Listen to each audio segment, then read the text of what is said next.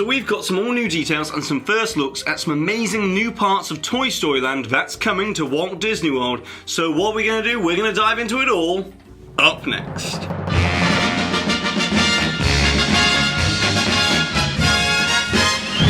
Hi there Waltoneers, I'm Jack, this is DSNY Newscast. Go ahead and subscribe down below if you're new to this channel, hit that notification icon so therefore you always get an update, and with that being said, let's get straight into it. So yesterday, literally out of nowhere, Disney launched a major media marketing blitz all across ABC, promoting the upcoming Toy Story Land opening on June 30th. And well, to be honest, they gave us an awful lot to dissect. So let's get started with the very first on-ride Slinky Dog Dash coaster footage, as we've been waiting for quite a while to finally see this coaster in action from the point of view of the guests, as we've had to make do with this WDI concept rendering for the ride and this exterior footage of the coaster in action. However, we can now finally confirm, as we previously stated, that this will be the launch sequence within the coaster, and you can just imagine how fantastic this will look when these Hot Wheels inspired arches supposedly light up and propel you forward into the boost mode for the second part of the ride. Now, I've seen some people questioning the speed and the duration of this coaster, but don't forget that this is going to be a family friendly coaster that will clock in around 30 miles an hour, but comparatively Seven Dwarfs Mine Train peaks at 32 miles an hour and Walt Disney World's version of Space Mountain only hits a top speed of 28 miles an hour. So I wouldn't be too concerned about the thrill factor,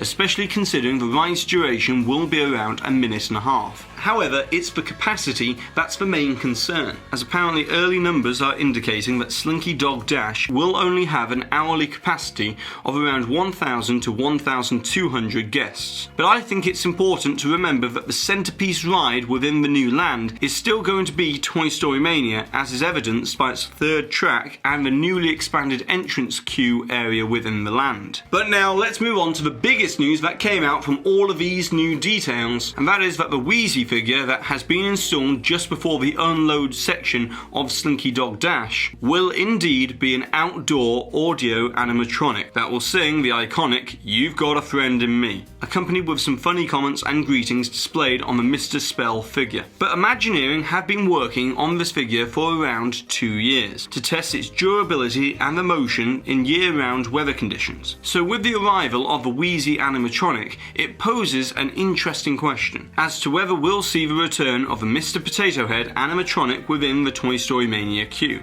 as the newly expanded queue area that is being created at the moment will be switched over from the entrance in Pixar Place to the new one in Toy Story Land. And it'd be really great to see Disney hold back on one last surprise before the big day. But also within the coverage, we've also received a very short glimpse at the Alien Swirling Saucer ride in action, which seems to be brilliantly themed. However, it will have roughly the same capacity as that of Mater's Junkyard Jamboree over in Disney California Adventure. But in addition to this, we've also learned that the Green Army Men from the movie will be performing regularly throughout the day in the new land as part of the live entertainment offerings. However, that's not all, because as part of the media coverage, we've also got this brand new live aerial footage of the progress being made on this new land, as we can see that the theming is being applied to the exterior of Woody's Lunchbox quick service window, and as we can also see in this very rare close-up view, that there's been an awful lot of theming taking place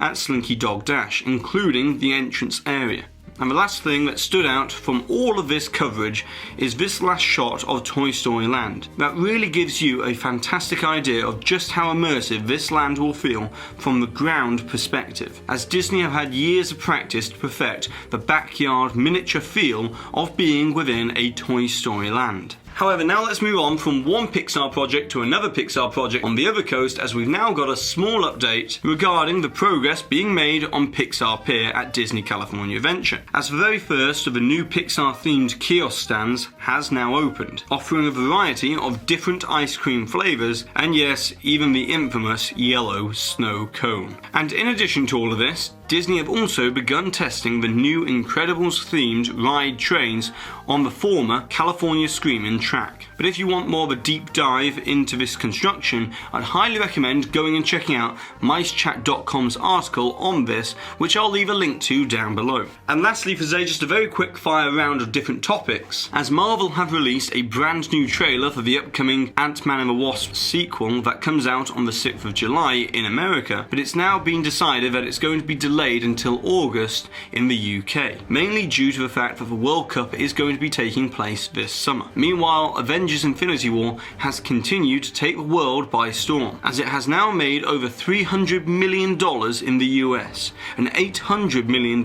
worldwide, with the current projections indicating that it will cross $1 billion by the 10-day mark easily. Oh, and also in Star Wars related news, John Boyega has recently hinted that the next episodic installment of Star Wars, which will be Episode 9, will have a considerable time jump between the events of The Last Jedi and the next movie, which is set to come out in December of 2019. But now, it's over to you, Walton, as I would like to know, what type of live entertainment offerings would you like to see Disney bring to this brand new Toy Story land if money was absolutely no problem? And of course, don't forget to put the timestamp for where the hidden Mickey appeared somewhere within this video, along with your suggestion or your comment, to be in with a chance to win a DSNY Newscast pin. And congratulations to Shane for winning with this suggestion from the previous video, where we were talking all about the possibility still of Coco coming to Epcot. But that's all for today, so go ahead and subscribe down below if you're new to this channel. Hit that notification icon, so therefore hopefully, you know what I'm going to say, you always receive a notification whenever a new video comes out. And if you've enjoyed today's video, seriously, it really does help this channel out if you can give this video a massive thumbs up.